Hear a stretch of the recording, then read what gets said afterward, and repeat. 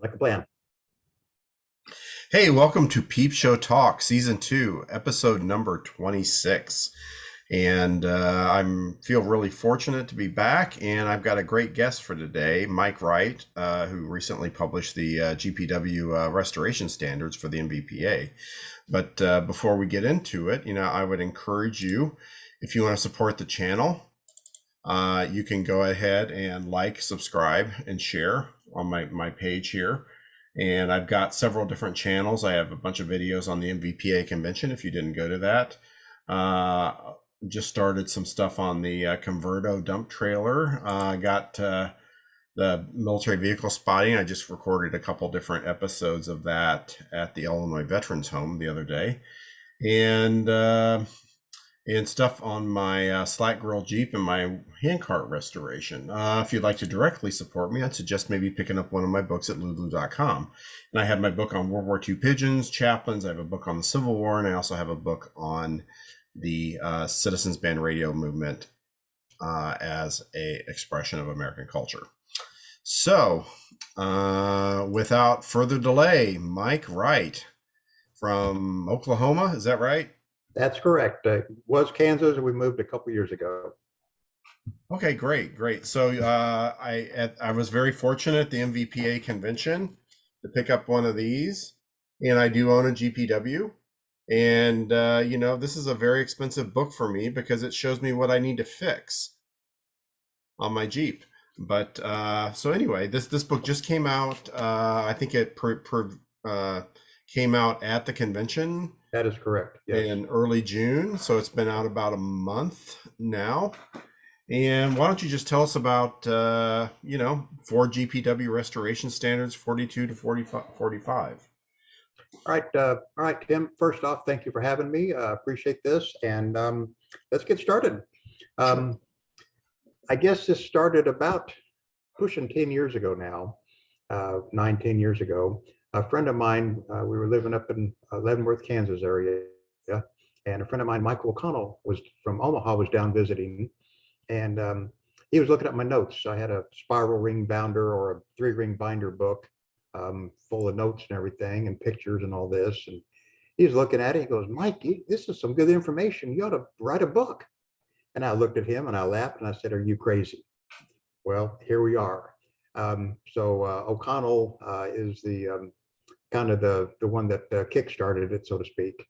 And then I started working on it and everything, and I realized real quick that I certainly don't know it all. And I had luckily some good friends and some acquaintances that know a lot. And you're as strong as your folks around you and your friends around you. Mm-hmm. And so anyway, ended up with the Brain Trust. And let's look at this here. There's one of my copies here.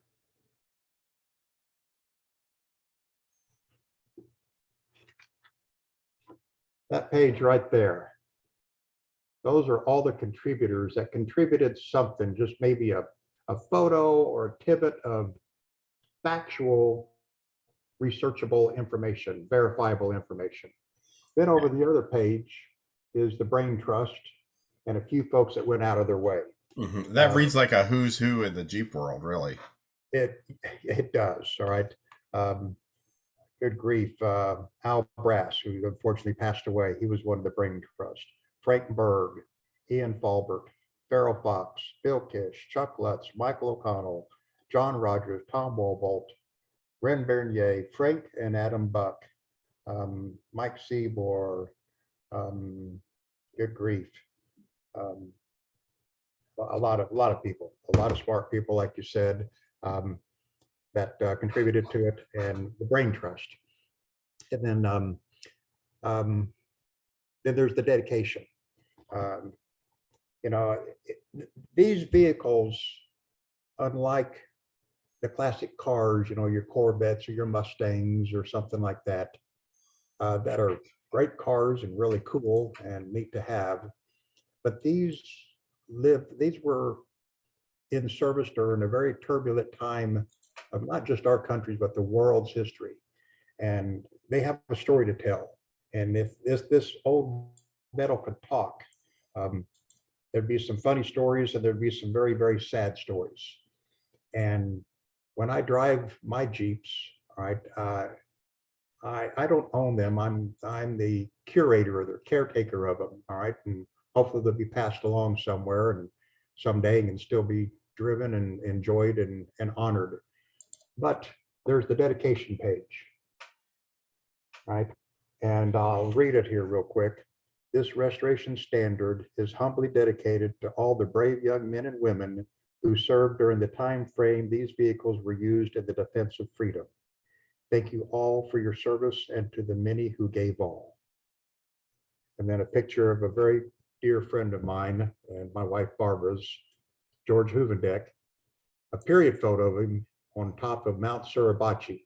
He was a naval aviator.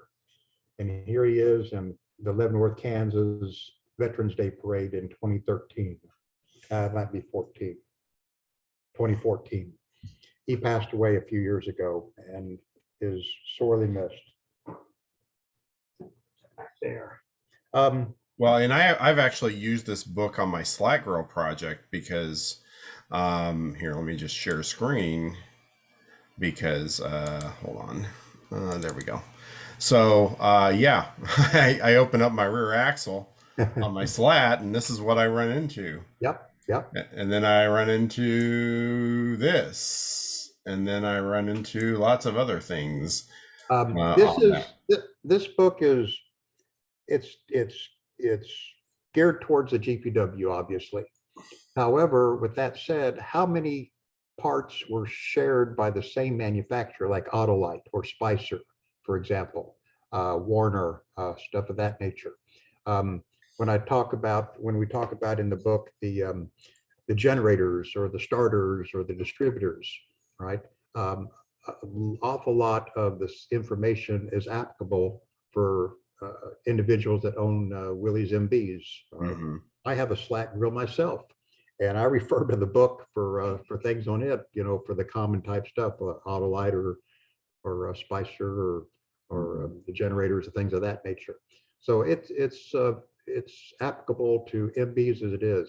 Yeah, and I feel very fortunate, with the Slack grill in that it looks like the rear axle is one of the very early ones. Yeah.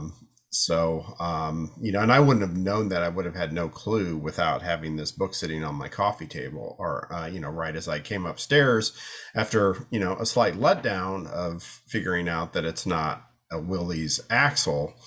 Then I sit down, oh, I wonder what this is. And I start looking around in there and I notice it's got the ends of it are different. And it's got the reinforcing rings. Mm-hmm. Yeah. And so the next thing you know, I discover, oh, this is probably a very, very early axle that was changed early in the life of this Jeep. Yeah. TJ Zachman, a few years ago at a convention, I think in 18, I was judging his Jeep, his 45 MB, which is a very, very nice one, very, very nice. And he was looking at the GPW restoration standards, the draft that I had at the time. And he goes, "This is good. Is anybody doing one for the MB?" And I said, "As soon as you start it, yes."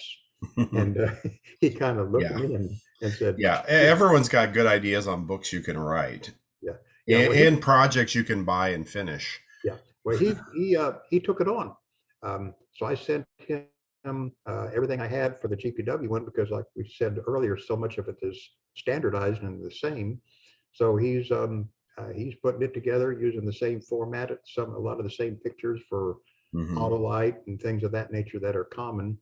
And it's going to be a few years, but I think maybe in about 3 years he might have it ready for publication. We'll see. Yeah, I've done business with him and he's great.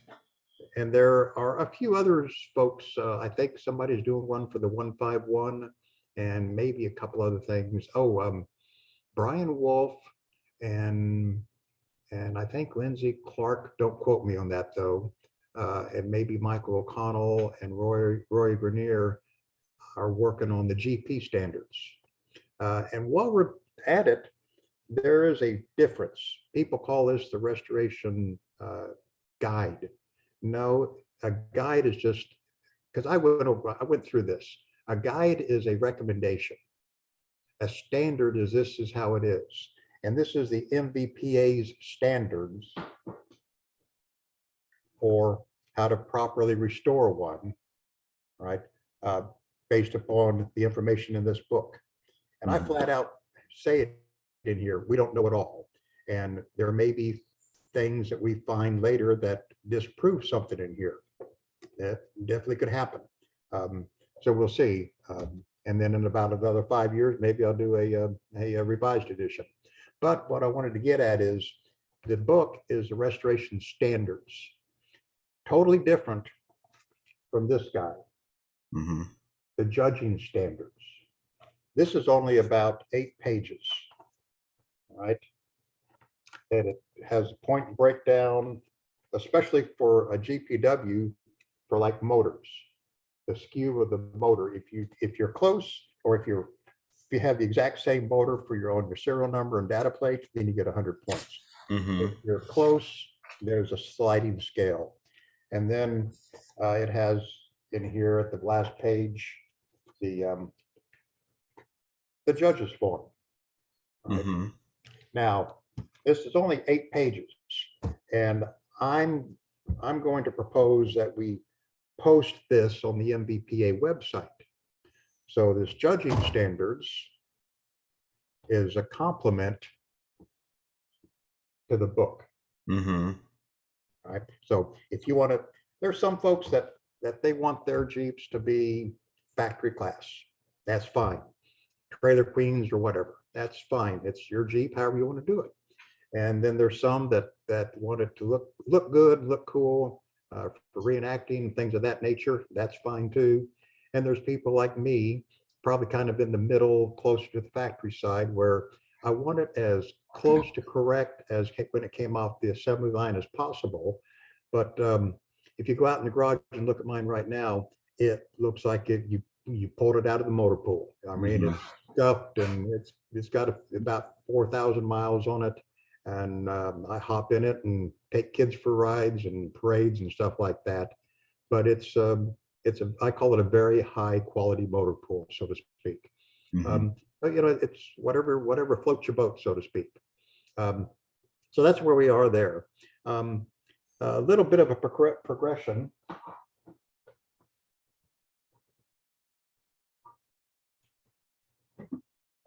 We started with one that there it is. Look at the difference in thickness. So you started with the one on the right. This was one of the first ones. Maybe probably your about, left, and then this was probably from about 15 or 16. Mm-hmm. And this is almost the final, very close to the final. So between what you knew 5 years ago and now, like, what are some of the biggest changes, like new data that you've come up with, and details? For example, over the past year, because of COVID, did some more research on some of the small, minute type things like the body pads. For Ford, and it's in the book, Ford used scrap material from their canvas shop. And there was either webbing, with about 2 inches long by about an inch and a half wide, with a saturated and kind of a rubberized tar type substance, and a hole stamped in the center of it for a body to frame mounting pad. Another one they did was 4 pieces of canvas. They tar impregnated it, stuck it together, punched a hole in it, and used that also. So they're using scrap. And we found this because we were taking apart a 43 GPW, I think it's a 43, and it had both. It had both the webbing remnants, and then you could tell it had 4 pieces of canvas that were tar impregnated, put together, and then a hole punched in it. So I thought, So we got a picture of that, and then we actually made some of our own by using black Flex Seal that we got at Walmart. Yeah, works perfect. So if you got any scrap canvas, don't throw it away. You can make your own body pads. Oh, right, that's that's cool. for the later GPWs after the rubber. So what are some areas you think that frustrated you that you weren't able to resolve when you wrote this? Hmm. I guess the biggest one was some body mounting hardware. Um, Claude Pons put together a pretty good list several years ago, um, and but we have found inaccuracies in it now, um, but probably what kind of nut and bolt goes where for sure, Mm-hmm. and then changeover dates, because there was 5, 6 assembly plants at one time, and of course they all ran out of parts at various times and everything. So in the book, I even say something to the effect of, just because it says it's this way in the book, um, don't be too quick to change something if you really think it's original. Mm-hmm. It might be. Do some research and some common sense is what it boils down to. Yeah, my GPW is a script 48/3/15 July Yeah, 42, middle July. And that's one of the last scripts. yeah, yeah, and And I it's know it has script body when I got it. So it's, I know it's a script. yeah. Well, I think if I remember right, it's in the book. All right. Some of the up until September, there may have still been some strip body tubs that were used up. That part of that first in, last out. Uh, Mm-hmm. Yeah, they're deal. cleaning out the back, and they're at the end of their production run, and they know they have enough bodies. And Yeah. So your um, your Jeep would have a lot of rubber components in it. mhm. Yeah, that's the way. And when I first restored it back in 2002, the first thing I did, and that's something that I would recommend that people do, is before you get too deep into your project, is you do a spec on your vehicle, kind of what you think it should look like. So then as you go through the project, then you can kind of refer back to things. Now my slat's really easy because it's like day 8 of production. Yeah, But yeah. whatever they started with is what my slat would have had, although it's got quite a few motor pool parts on it.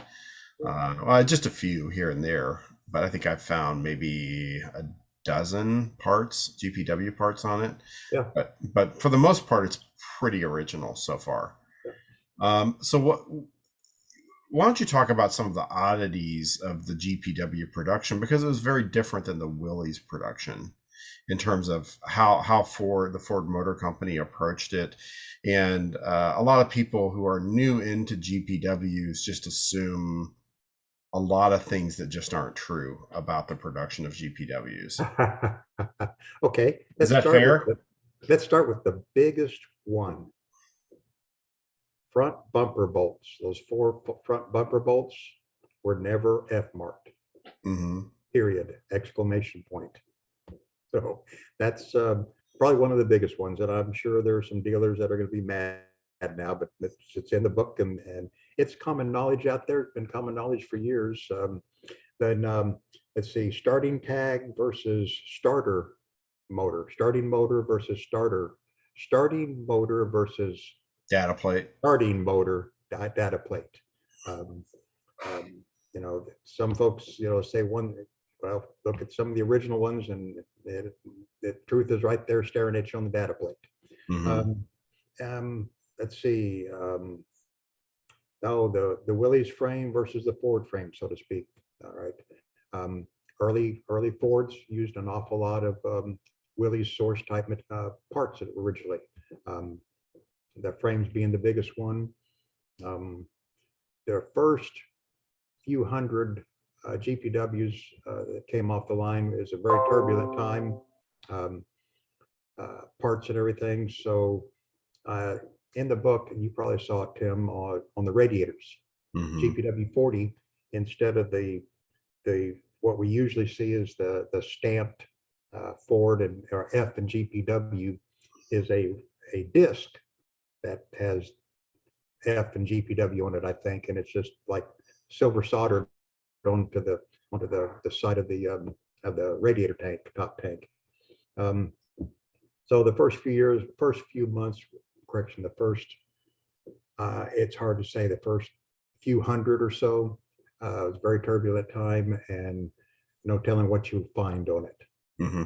Now, and expand upon this a little bit. The Willys Overland Company basically had one building that they built Jeeps out of, one main facility, whereas Ford is building these out of what, 5 different plants? Well, all the motors and the bodies were built at their main assembly plant there in Rouge, I believe it is. River Right? Rouge. Yeah, Rouge. And then they were shipped to various places, various assembly plants, Dallas, Richmond, wherever they are, Louisville. There's one in Pennsylvania, I think. Yeah, it's in the book. I don't remember. I have all this floating around in my mind, but I certainly can't remember it all. Yeah, that's the funny thing. When you write a book, people just assume that stuff is just right in the front of your brain. And it's like, no. It's something you worked on and you wrote it, and then you set it aside and you wrote something else. And yeah, you might know it, but you might not know it. It's so far in there somewhere. I don't know if I can find it again. That's what I have the book for. No, yeah. No, go ahead though. So they built the.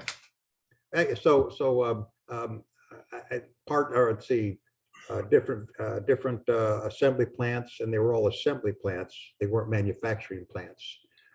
So they'd run out of parts at various times. That's why it's so hard to actually track down or identify an exact changeover date for Fords. Like you said, Willys had one plant, so it's a lot easier there. Right? At this date, they all changed for everything, whereas Rube changed a week before Louisville did, or 2 weeks before Dallas, or 3 weeks before Richmond, or whatever it may be. Okay, here's the list of plants. Chester, which I believe is Pennsylvania. Dallas, Dearborn, Louisville, Richmond, and then Edgewater. Richmond would be California. Yeah. And then Edgewater would be New Jersey. No, that maybe. And mine was made in, according to Tom Wobolt, in Louisville. Let's see, Dearborn. I'm not gonna look in the book. I have 2636 GPW, and yeah, it's a Dearborn Jeep. Mm-hmm. Dearborn Jeep. Yeah, and really that's almost like Ouija board voodoo magic, the way that Tom has kind of figured all that out. Yeah, and it has to do with type of stamping, where the stamp is, exactly what they stamped. Well, he's done an awful lot of research. I mean, he a lot of it's on his own dime, and he does have that GoFundMe thing, but he goes up there to Dearborn and goes through Ford's archives and pays the money to photocopy stuff or whatever, and then of course to get there, and then the hotel and everything. So I mean, he does a really good service, and he was one of the brain trusts on this project. Mm-hmm. So. Now, and also my understanding with Ford production is that one plant would be assigned, they were supposed to build a certain number of Jeeps, and then they would complete that production, and they would probably shift their assembly lines to something else. And meanwhile, then so really there's a master scheduler, yeah, in Ford that was doing that would plug the different projects into different locations, and then schedule it based upon what was available and what else they were producing. There you go, right there. You really can't tell, but that's Mm-hmm. in the book, and that's the serial numbers assigned to various or assembly plants, mm-hmm. like you're talking. Okay, we got about 10 minutes left before it wants me to upgrade and pay money to use Zoom. So okay. We're starting to run out. I'm starting to run out. Before it was free because of the pandemic, and so it just gave me like a 10-minute reminder here. So okay, well, let's talk about your next project. Okay, first let me hit a couple more things real quick here. Let's see. We ran 300 copies of the first printing of the softbound version, and they're sold out now. MVPA-HA sold out all of them. And then there are 5, but more are going to be printed. More will be printed here. Probably, I'm not exactly sure, but within the next month or two, more will be printed. And then the end of this month, there's supposed to be 503 hardbound books printed. And 503, you ask, why? Well, G503, that's why. And the first 10 go to the Brain Trust. And then the MVPA-HA is getting 493 for sale, and they will be they'll be available as of right now in early August for sale. And do you have a price point on those? Yes, I do. The hardbounds will be $99.95, and 503 total copies made, and then never again, at least for this, and until there's a revised edition, possibly. All right. And then the softbound are $49. They should be available again here within a month or two at the most, I think. Depends on if they can get paper. So so there we are there. And I'd like to give a shout out, like I said, to Patrick Tipton, because he added a lot of good period photos and advertisements, like for tires at the start of the tire section, or Toad filterettes at the start of the filterette section. But Patrick, he owns Portrayal Press, the publisher of the book, and he did a super job making it a class act, if you will. It's a great book. It really is. Thank you. And you can get it through the MVPA webpage. And I believe I'm screen sharing that right now. So there's a click link to order. Yeah. And then when those come into stock, then they'll ship it to you. And then here in about another month, approximately, Patrick Tipton will start selling them also. Okay. Okay, so you can get them through Portrayal Press also. Yeah. MVPA-HA had 45 days exclusive sales, and then Patrick can start. My guess is you're getting rich off of this book too. It's selling so well. I'm not making a penny. I gave it to the MVPA as my way of giving back for what they do. The conventions and bringing all the affiliates together, and all of us like-minded type individuals. Okay. So that's unless you have any questions, let's move on to the new one. Well, we'll convert over to the Converto. Pardon? We'll convert over to the Converto. So you got another project in the mix. Yeah, I looked into a September 13th contract, 44 contract Converto dump trailer that was one of the most original ones I've ever seen. The only thing that had been done on it was the lunette ring had been cut off, and a conventional ball socket type was welded onto it. Still had the reflectors, wiring harness, what was left of it, everything. Only difference was the tires were definitely something else, but it had reinforced rims, everything it's supposed to have, reflectors, everything. So I restored it, and evidently I did a good enough job. We're at one master class in Topeka in 15, if I remember right. Anyway, I thought, well, I can, I'm doing the GPW book, so let's start this. So I did, and it's about a little over 30 pages.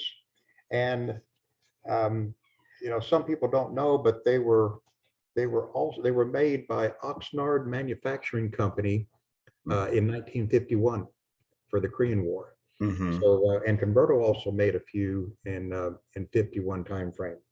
And then there's 3 different types of lunette type assemblies. Let's see here.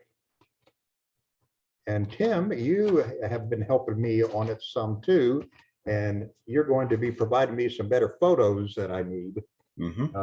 Yeah, in fact, I'm showing the video of when we picked up mine. In fact, this was probably a stone's throw from where you used to live.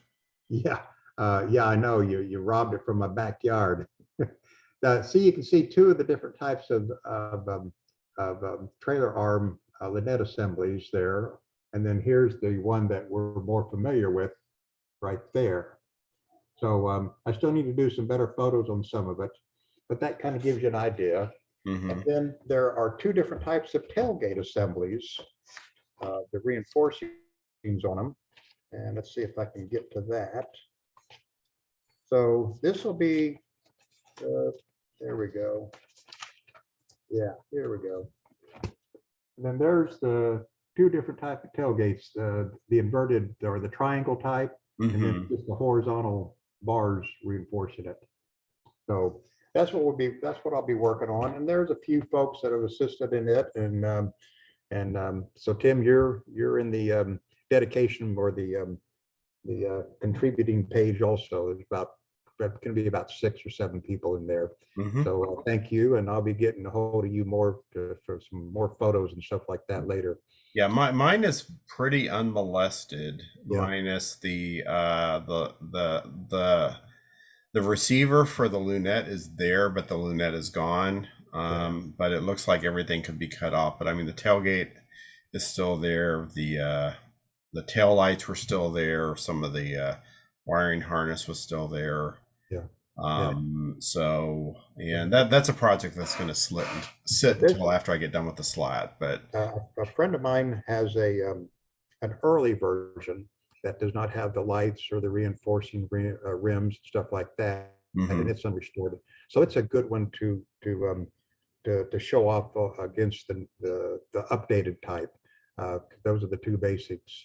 And then this will probably be, I think it'll be finished sometime early next year. And then its release may be in time for the convention next year. We'll see. Yeah, sounds good. I'll be talking. In fact, I sent all this electronically to Patrick Tipton last week. I haven't talked to him since. And so we can start getting a few ideas on this.